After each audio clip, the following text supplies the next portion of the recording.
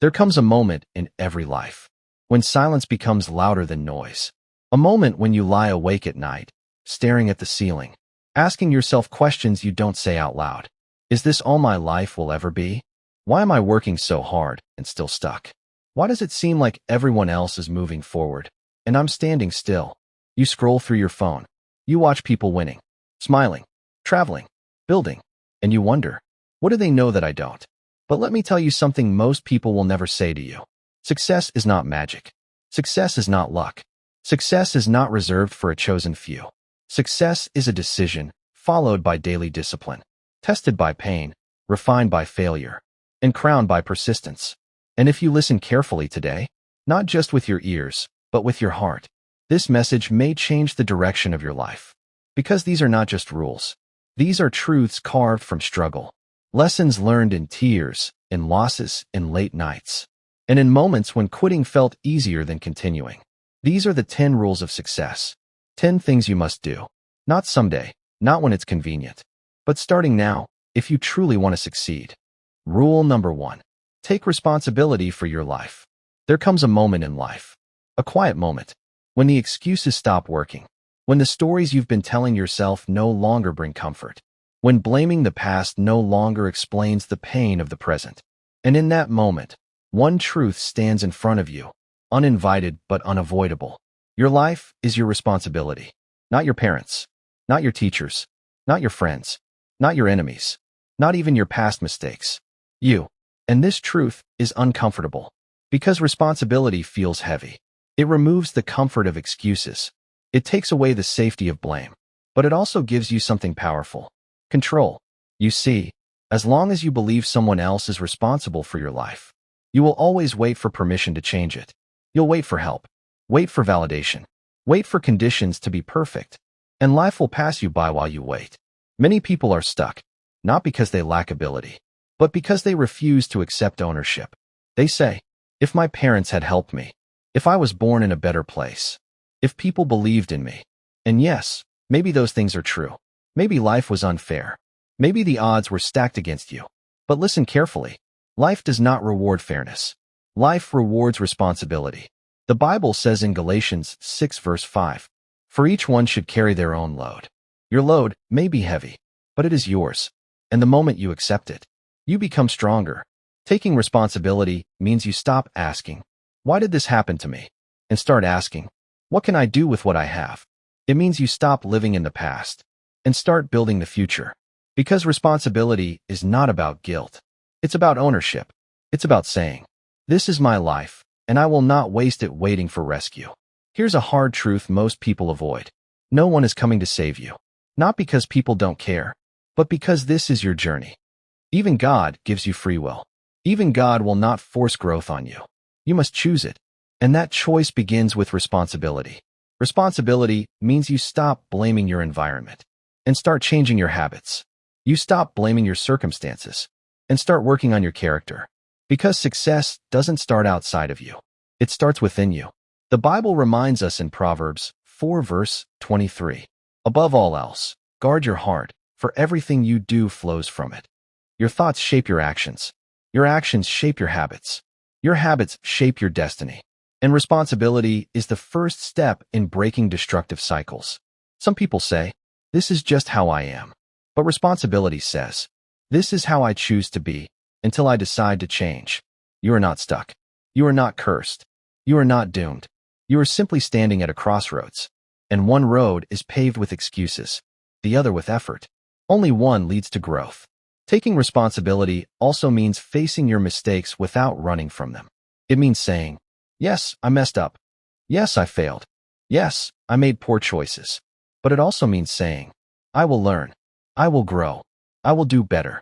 The Bible says in Micah 7 verse 8, though I fall, I will rise. Falling doesn't disqualify you. Refusing to rise does. When you take responsibility, something shifts inside you. You stop seeing yourself as a victim and start seeing yourself as a builder of habits, a builder of discipline, a builder of faith. You stop waiting for motivation and start showing up anyway. Because responsibility understands something powerful. You don't need permission to change your life. And here's the beautiful part. When you take responsibility, God meets you halfway. Faith does not replace effort. It empowers it. The Bible says in James 2 verse 17, faith by itself, if it is not accompanied by action, is dead. You pray, but you also move. You believe, but you also work. Responsibility is the bridge between prayer and progress. So today, ask yourself, where have I been blaming instead of building? Where have I been waiting instead of working? Where have I been avoiding responsibility? And don't answer with shame. Answer with courage. Because the moment you take responsibility for your life is the moment your life begins to change. Not instantly, not magically, but steadily. And steady growth is the kind that lasts. One day, you will look back at this version of yourself, the one who decided to stop making excuses, and you will be proud. Proud that you chose responsibility over comfort, ownership over blame, growth over fear. Because success begins here, with one decision. This is my life, and I take responsibility for it. Rule number 2. Define what success means to you. Most people are tired, not because they are lazy, but because they are chasing a life that was never meant for them. They wake up every morning exhausted, not from work, but from confusion. Confusion about who they are, confusion about where they are going, confusion about why, no matter how hard they try, they still feel empty. And the reason is simple. They are living someone else's definition of success. From the day you were young, the world started telling you who to be. Success is money. Success is status. Success is marriage. Success is applause. So you listened, and you ran. But nobody ever stopped to ask you one important question. What does success mean to you? Because if you don't answer that question, you will spend your entire life trying to win a race you never chose. Here's a truth many people learn too late. You can achieve everything the world calls success and still feel deeply unfulfilled, because success without purpose feels like emptiness dressed up as achievement. You smile on the outside, but inside, something feels missing, and that missing piece is alignment. The Bible tells us in Habakkuk 2 verse 2, write the vision and make it plain, not someone else's vision, your vision, because clarity gives direction, and direction gives peace. When you know where you're going, you stop being distracted by where others are. Defining success means you sit alone with yourself. No noise, no comparison, no pressure.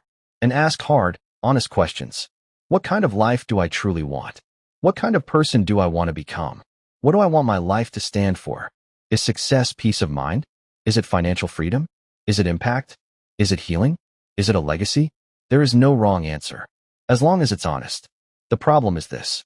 Most people define success based on external rewards, not internal fulfillment. They chase applause instead of alignment, recognition instead of peace. And slowly, they lose themselves. Jesus warned us about this in Mark 8, verse 36. What good is it for someone to gain the whole world, yet forfeit their soul? Success that costs you your soul is too expensive. When you define success for yourself, you gain the courage to say no. No to paths that don't align. No to timelines that don't fit. No to pressure that steals your peace. Because not every opportunity is your assignment. And not every open door is meant for you. Defining success also protects you from comparison. Comparison is dangerous because it makes you compete with people who have different journeys, different callings, different starting points. You don't know their struggles. You don't know their sacrifices. You don't know their private battles. So why compare your behind the scenes to someone else's highlight reel? When your success is clearly defined, comparison loses its power. Here's something important to understand. Success changes with seasons. What success means at 20 may not be what it means at 40. And that's okay. Growth allows evolution. The mistake is never redefining it. Never pausing to ask, is this still right for me? God is not interested in you impressing people. He is interested in you fulfilling purpose. The Bible says in Proverbs 19 verse 21, many are the plans in a person's heart, but it is the Lord's purpose that prevails. When your definition of success aligns with God's purpose, life begins to make sense. Defining success gives you something priceless. Focus. You stop chasing everything. You stop being pulled in all directions. You stop burning energy on things that don't matter. You begin to live intentionally. Every decision has direction. Every sacrifice has meaning. Every struggle has context. But understand this. Defining success does not make life easy. It makes life clear. And clarity is powerful. Clarity gives you endurance on hard days. It gives you strength when progress feels slow. It reminds you why you started. So today, pause. Turn down the noise. Turn off the comparison. Step away from expectations that were never yours.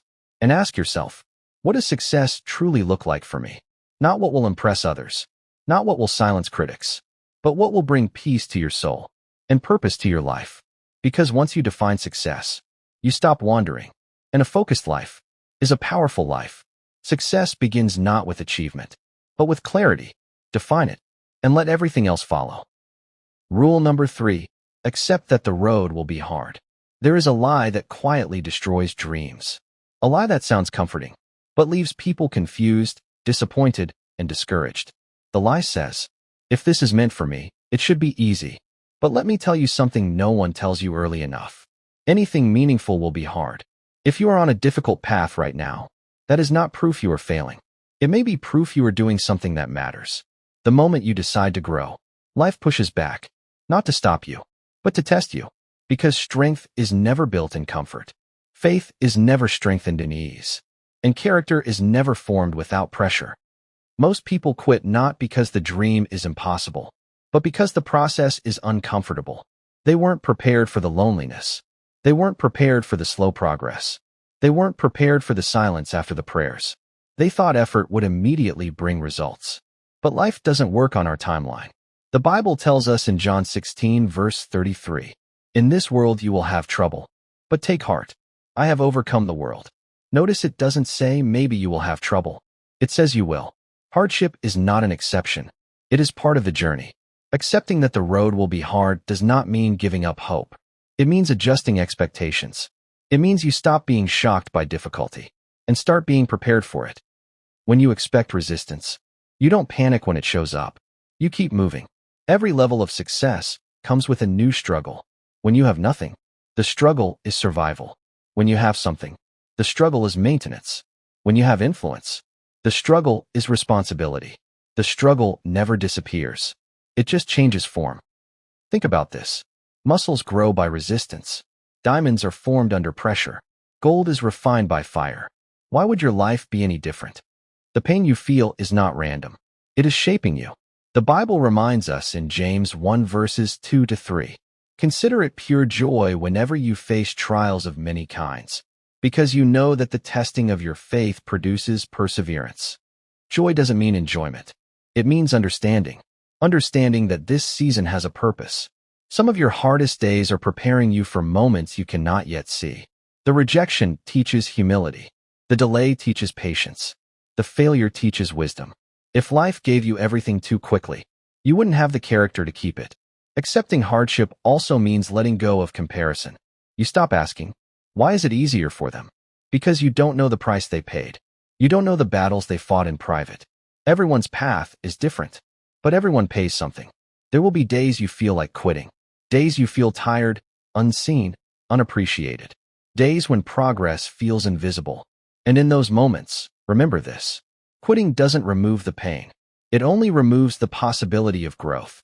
The Bible says in 2 Corinthians 4 verse 16, asterisk, therefore we do not lose heart. Though outwardly we are wasting away, yet inwardly we are being renewed day by day. That verse is a reminder that what looks like struggle on the outside is often transformation on the inside. You may feel tired. You may feel worn down. But something in you is being built. Strength you didn't know you had. Patience you never practiced before. Faith that no comfort zone could ever teach you. Hard roads reveal who you really are. When life is easy, everyone looks strong. When things are comfortable, everyone feels confident. But pressure exposes truth. It shows you what you're made of. It shows you what you truly believe. It shows you whether your faith is real or only convenient. Many people pray for success, but are not prepared for the process that creates it. They want the crown, but not the cross. They want the victory, but not the battle. But growth does not come without cost. The Bible tells us in Romans 5 verses 3-4, we also glory in our sufferings, because we know that suffering produces perseverance. Perseverance, character, and character, hope. Notice the order. Suffering comes first, then perseverance, then character, then hope. There are no shortcuts. Accepting that the road will be hard also changes how you talk to yourself. You stop saying, "Something must be wrong," and start saying, "This is part of the process." You stop asking, "Why me?" and start asking, "What is this teaching me?" That shift alone can save you years of frustration. There is a difference between pain that breaks you and pain that builds you. The difference is mindset. If you see hardship as punishment, you will grow bitter. If you see hardship as preparation, you will grow better. Some of the strongest people you admire today were once people who almost quit. They cried in private. They doubted themselves. They questioned their path. But they stayed, not because it was easy, but because they understood something important. Hard seasons are temporary. Giving up is permanent. The Bible says in Isaiah 43 verse 2, "When you pass through the waters, I will be with you. When you walk through the fire, you will not be burned." Notice the word through. Not stuck in, not destroyed by. Through. This season will not last forever. Accepting the hard road also builds resilience. Resilience is the ability to keep moving, even when progress is slow and motivation is gone. It is choosing discipline over feelings, faith over fear, consistency over comfort. Resilience is what separates dreamers from doers. And here's something deeply important. Hard roads often mean you are walking away from mediocrity. Easy paths are crowded. Hard paths are lonely. But lonely paths build leaders. They force you to rely on God. They force you to develop inner strength. They force you to grow in ways comfort never could. One day, you will look back at this season, the confusion, the exhaustion, the moments you almost gave up, and you will realize it was necessary. It was shaping you. It was preparing you. It was refining you. So don't quit because it's hard. Don't turn back because it hurts. Hard does not mean wrong. Hard does not mean failure. Hard often means growth is happening. Accept the road. Walk it with courage. Trust the process.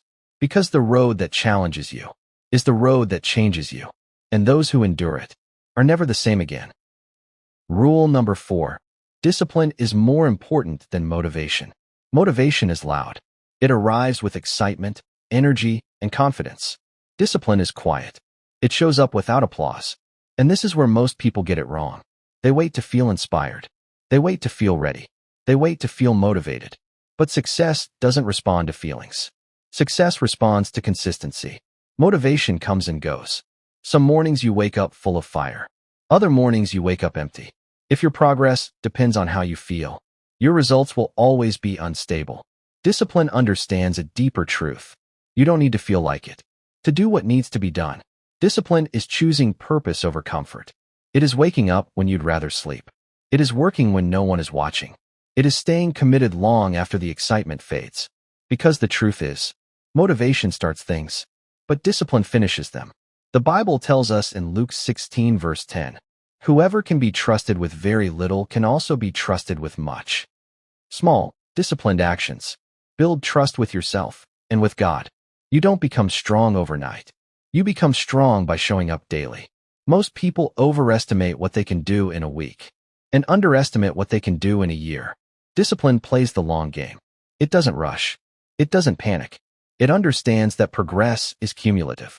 One disciplined hour a day beats one motivated burst once a month. Discipline is not punishment. It is self-respect. It is saying, "My future matters more than my excuses." It is choosing delayed gratification over instant comfort. And that choice is uncomfortable, especially at first. The mind will always look for escape. It will say, "Rest today. Start tomorrow. You've done enough." It won't matter if you skip once. Discipline answers back, "Do it anyway." Because discipline knows that small compromises create big regrets. The Bible reminds us in 1 Corinthians 9 verse 27, "I discipline my body and keep it under control, lest after preaching to others I myself should be disqualified." Even the strongest faith requires structure. Prayer without discipline becomes empty. Dreams without discipline become wishes. Discipline builds identity. When you keep promises to yourself, your confidence grows. When you break them, self-trust erodes. And success is built on self-trust. You must believe that you will do what you say you will do, especially when it's hard. Discipline also protects you from burnout because it creates systems, not chaos. You don't rely on mood. You rely on routine. And routines create freedom. They remove decision fatigue. They create momentum. They make progress automatic. Here's the truth many don't want to hear.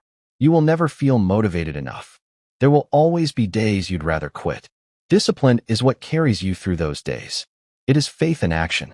The Bible says in James 2 verse 17, "Faith by itself, if it is not accompanied by action, is dead." Discipline is action repeated. At first, discipline feels heavy, but over time, it becomes strength. What once felt forced becomes natural. What once felt painful becomes empowering. Successful people are not more motivated than you. They are simply more disciplined. They act despite doubt. They work despite fear. They remain consistent despite boredom. And that consistency compounds. So don't wait for motivation. Build discipline. Create habits that serve your future. Commit to small daily actions. Show up, especially on the days you don't feel like it. Because discipline doesn't just change what you do. It changes who you become. And the person you become is the real reward. Stay disciplined. Your future is watching. Rule number 5. Guard your mind. Before success ever shows up in your life, it shows up in your mind. Before you change your habits, you change your thoughts. Before you build your future, you must protect your thinking. Because your mind is not just a place where thoughts pass. It is a battlefield. And every single day, something is fighting for control of it. Your mind is where confidence is born. It is also where fear grows. It is where discipline is strengthened. And where doubt takes root. If you do not guard your mind, you will live at the mercy of whatever enters it. The Bible gives a powerful warning in Proverbs 4 verse 23. Above all else, guard your heart, for everything you do flows from it. Everything. Your actions, your decisions, your reactions, your future, all of it begins in the mind. Many people try to change their lives without ever changing what they feed their minds. They listen to negativity and wonder why they feel discouraged. They surround themselves with complaints and wonder why they feel unmotivated. They consume fear and wonder why they feel anxious. What you feed grows. What you starve dies. Your mind believes what you repeatedly tell it. If you tell it you're not good enough, it will act like it. If you tell it you're stuck, it will behave like it. If you tell it growth is possible, it will begin to search for solutions. Your thoughts are powerful, not because they magically change reality, but because they shape your behavior. Most limits in life are not physical. They are mental. You don't fail because you can't. You fail because you believe you can't. And belief drives action. The enemy of success often sounds like your own voice. It whispers, "You're behind. You're not smart enough. It's too late. Others are better than you." And if you don't guard your mind, you'll start agreeing with it. The Bible reminds us in 2 Corinthians 10 verse 5, "We take captive every thought to make it obedient to Christ." Not every thought deserves your attention. Not every thought deserves your agreement. Some thoughts must be challenged. Some must be replaced. Some must be rejected. Guarding your mind means being intentional about what you watch, what you listen to, and who you give access to your thoughts. Energy transfers. Conversations shape perspective. Media shapes identity. If you constantly consume chaos, peace becomes difficult. Guarding your mind also means controlling self-talk. The way you speak to yourself sets the tone for your entire life. If you constantly criticize yourself, you weaken your confidence. If you constantly encourage yourself, you strengthen resilience. Speak to yourself like someone you are responsible for helping. The Bible says in Romans 12 verse 2, "Do not conform to the pattern of this world, but be transformed by the renewing of your mind." Transformation doesn't start with circumstances. It starts with renewal. A renewed mind sees opportunity in difficulty. A renewed mind sees growth in struggle. A renewed mind sees purpose in pain. Guarding your mind does not mean ignoring reality. It means choosing how you interpret it. Two people can face the same storm. One grows bitter. The other grows wiser. The difference is mindset. Your mind needs rest, not constant noise. Stillness creates clarity. When you're always distracted, your mind becomes crowded. And crowded minds struggle to hear direction. Sometimes guarding your mind means stepping away, turning off the noise, creating space for reflection. You cannot live a positive life with a negative mindset. You cannot expect growth while feeding your fears. You cannot build faith while constantly rehearsing doubt. Guarding your mind is not optional. It is essential because whatever controls your mind controls your life. So protect it. Feed it truth. Fill it with wisdom. Strengthen it with faith. And when your mind is guarded, your path becomes clearer, your steps become stronger, and success becomes possible from the inside out.